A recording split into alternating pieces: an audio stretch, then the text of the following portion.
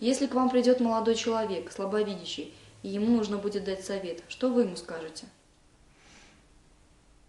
Не отчаиваться, а работать над собой, готовить себя к успеху. Самое главное здесь не отчаиваться. Ребята приходят и мне говорят: Николай Иванович, может повеситься, блин, родители не могут прокормить, что мне делать? Они приходят ко мне, вот тогда мне хочется плакать.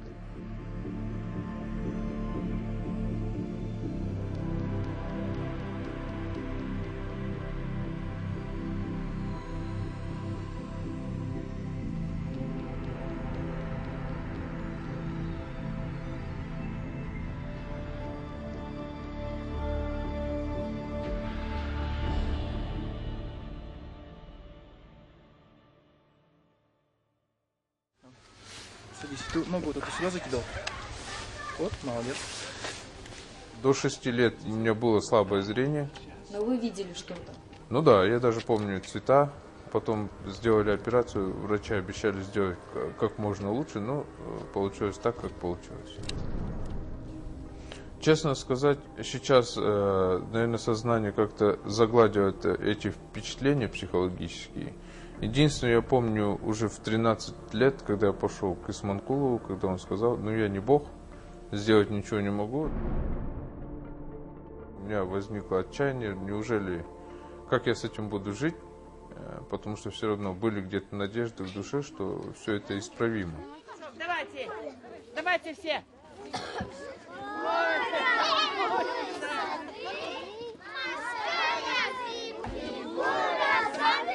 После рождения, где-то когда мне было там 8 месяцев, тоже какой-то грипп ходил там, и плюс я заболел, я не знаю сейчас как по-медицински, свинка.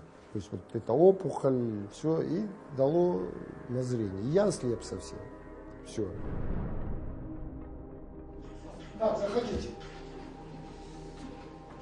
Ну и было преопределено, что я в школе слепых буду учиться. Откуда я знаю систему Брайля, я читаю свободно, потому что я 11 лет учился именно по Брайлю.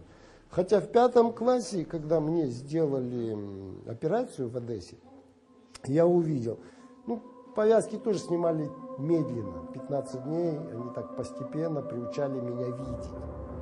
Когда я вообще первый раз увидел, я шарахнулся, я что-то испугался там рукой, это врач что-то, а я не понял, что это такое. Для меня это был тоже своего времени какой-то стресс.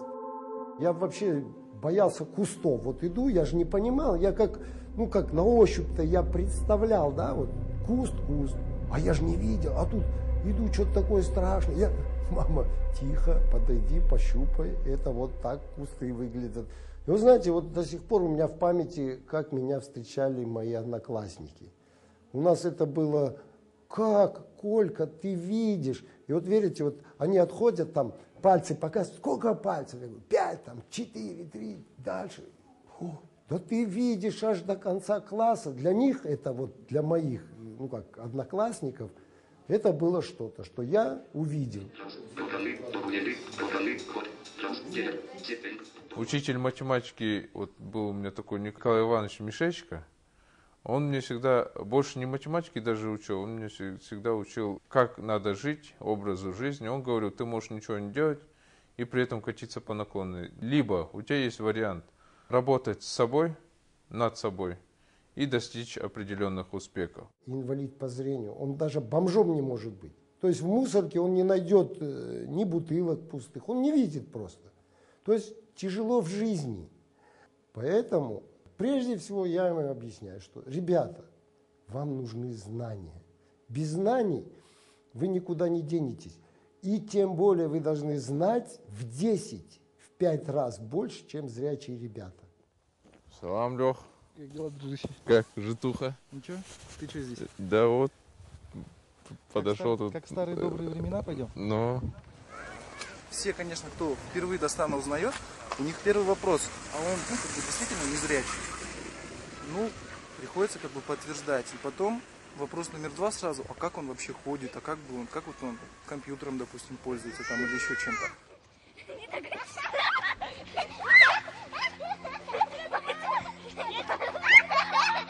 помню, Лех, помнишь, что у тебя дедушка сделал кораблики из дерева? и мы вот тут по рыку их пускали.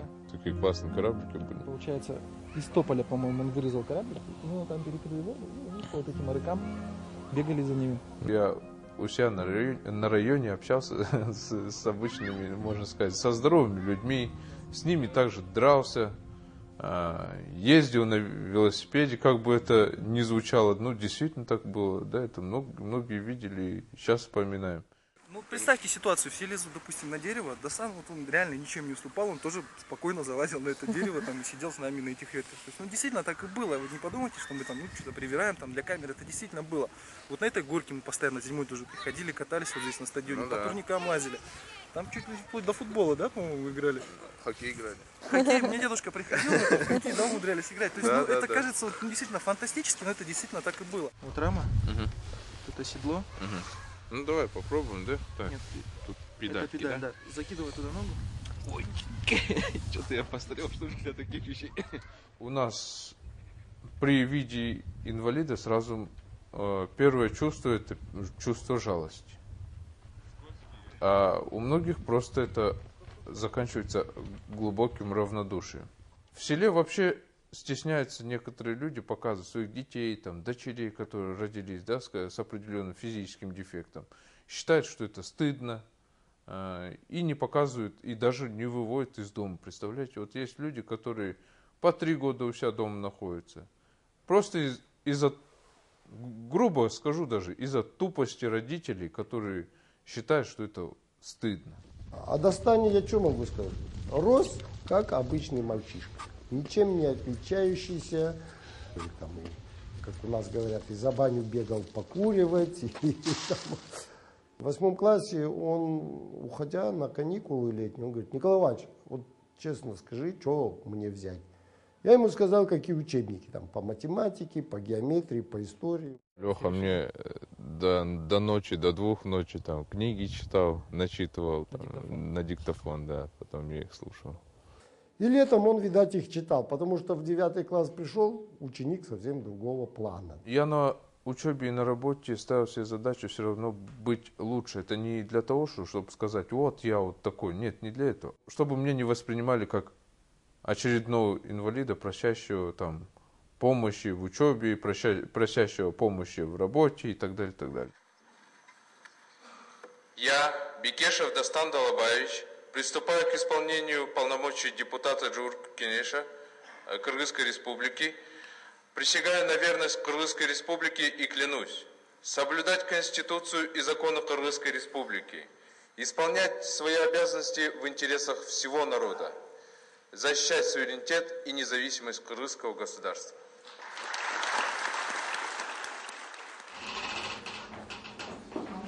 Здрасте, можно? Да, да.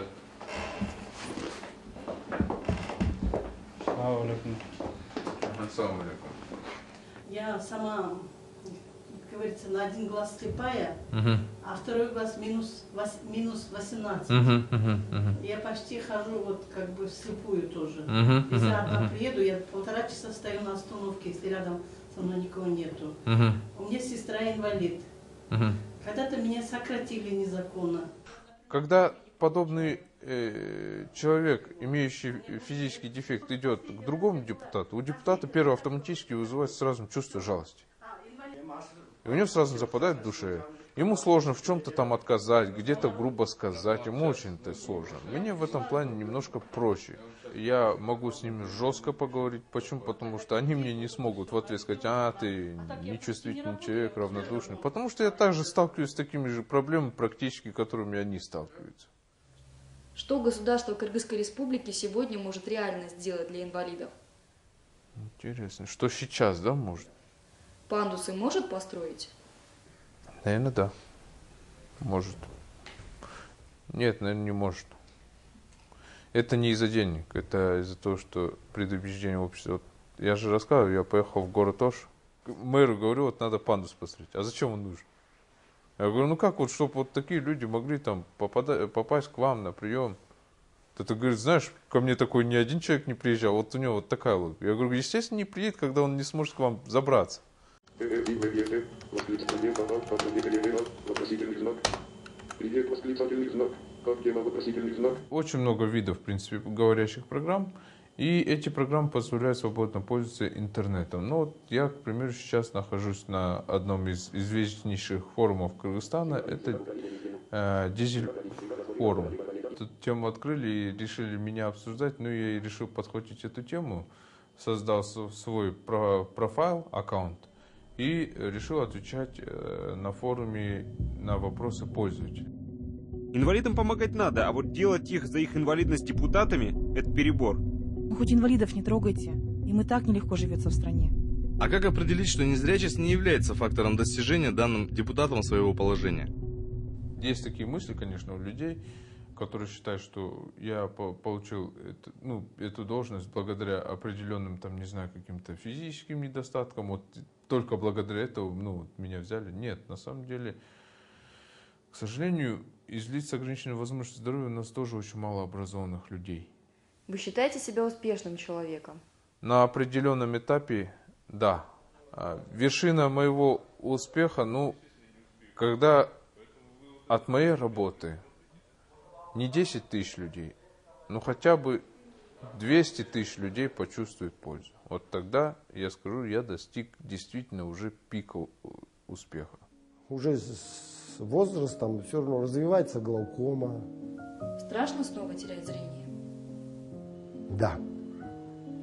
Жить продолжу, если, как говорится, Бог даст, все будет. Буду также в шахматы играть, буду также ходить в общество слепых. Чем могу, буду помогать. Что суждено, тому не миновать. Поэтому обижаться на кого, собственно?